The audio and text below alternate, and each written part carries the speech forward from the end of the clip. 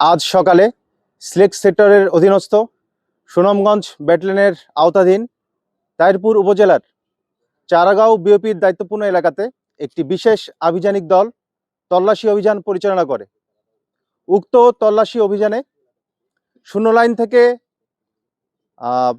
প্রায় ৩০ গজ বাংলাদেশের অভ্যন্তরে মাইঝাটি নামক স্থানে পলিথিনে মোড়া অবস্থায় এবং গাছপালা ডাল দিয়ে আচ্ছাদিত অবস্থায় টোটাল ২৪টি বিস্ফোরক জাতীয় ইলেকট্রিক ডেটোনেটর উদ্ধার করতে আমরা সমর্থ হয়েছি।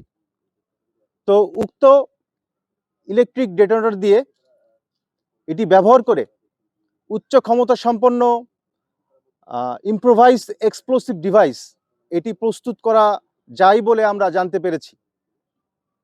তো দেশের যে বিদ্যমান স্থিতিশীল পরিস্থিতি এটি অস্থিতিশীল করার জন্য এবং অরাজকতা সৃষ্টির উদ্দেশ্যে চোরাচালানের মাধ্যমে এই ধরনের বিস্ফোরক জাতীয় দ্রব্য বাংলাদেশের অভ্যন্তরে ঢুকেছে বলে আমরা ধারণা করছি।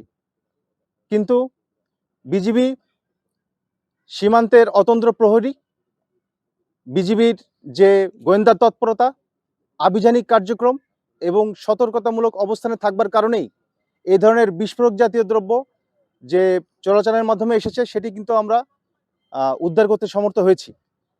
এবং বিজিবির এই ধরনের আভিযানিক কার্যক্রম এবং গোয়েন্দা তৎপরতা সর্বদাই অব্যাহত থাকবে। এই উদ্ধারকৃত যে ডেটোনেটরগুলি এটি